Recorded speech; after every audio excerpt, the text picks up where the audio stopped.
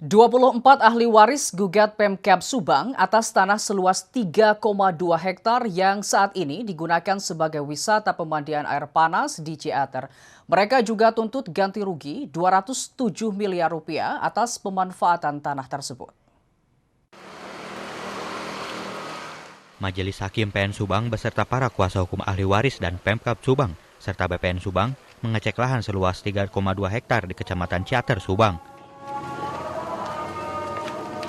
Sidang kali ini, sidang ke-15, gugatan perkara sengketa lahan yang memasuki agenda sidang di tempat. Para penggugat mengklaim tanah tersebut tanah hak milik adat berdasarkan letter C nomor 603 milik Raden Somadiwinata.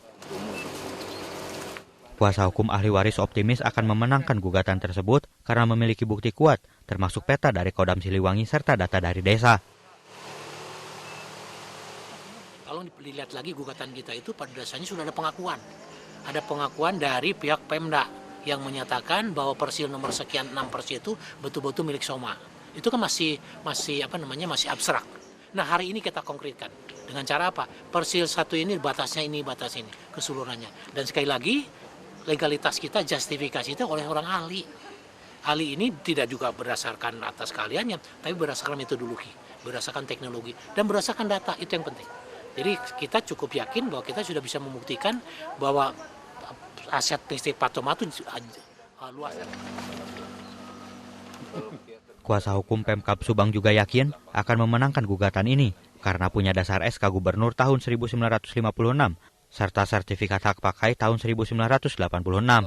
Tinjauan kita sementara bahwa ada kesalahan dalam ini namanya sidang di tempat ya. Jadi sidang di tempat ini salah satu agenda persidangan wajib berdasarkan Perma Mahkamah Agung terkait sengketa pertanahan harus dilakukan sidang di tempat.